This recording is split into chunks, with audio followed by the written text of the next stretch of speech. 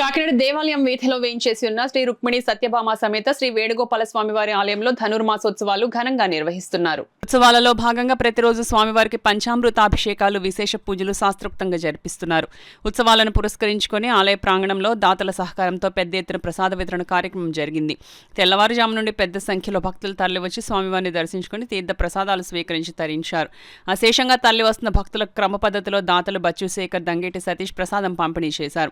ఈ సందర్భంగా ఆలయ చైర్మన్ వత్సం మురళి మాట్లాడుతూ ఈ నెల 14వ తేదీన భోగి పండుగ రోజున శ్రీ గోదా రంగనాథుని కళ్యాణోత్సవం నిర్వహిస్తున్నట్లు తెలిపారు. ఆలయానికి విచ్చేసే భక్తులకు ఎలాంటి అసౌకర్యం కలగకుండా ఆలయ కమిటీ చైర్మన్ వత్సం మురళి, ఆలయ ఎగ్జిక్యూటివ్ ఆఫీసర్ రాజేశ్వరరావు అన్ని ఏర్పాట్లు చేశారు. ఈ కార్యక్రమంలో ఆలయ ధర్మకర్తలు ప్రగలపాటి అరుణ్ కుమార్, చిరుకూడి శ్రీనివాసరావు, ఓలేటి సత్య, మందపాక సూర్యనారాయణమూర్తి, చోడిపల్లి సత్యవతి, పి లక్ష్మి, ఆటవ మాతాశ్రీ, మాతా దీప్తి, వి కృష్ణ, అపరంజి పెద్ద సంఖ్యలో భక్తులు పాల్గొన్నారు. వేయించేసుకున్న శ్రీ రుక్మిణి సత్యభామ సమేత వేణుగోపాల స్వామివారి ఆస్థానంలో ఉన్నాము. దీనికి నేను చైర్మన్ని. సో ఈ ధనుర్మాసం డిసెంబర్ 16 స్టార్ట్ అయింది. ఇప్పటికి రేపు జనవరి 14 గోదా కళ్యాణంతో అవుతుంది. సో అందరి భక్తుల్ని రిక్వెస్ట్ చేసింది ఏంటంటే ఇవాళ రేపు ఎల్లుండ 3 రోజులు మనకు అవకాశం ఈ ధనుర్మాసంలో పెరుమాణం సేవించుకోవడానికి. సో అందరినీ కూడా తప్పకుండా వచ్చి పెరుమాణం సేవించుకుని దర్శనం చేసుకుని ప్రసాదం పుచ్చుకుని వెళ్ళవలసిందిగా కోరుతున్నాము.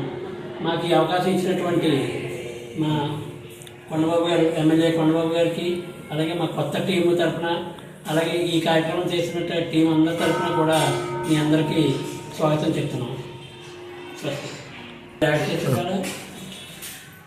అలాగే ఈరోజు అంటే సోమవారం సాయంత్రం భోగిపళ్ళు పోయడం కార్యక్రమం ఉంది.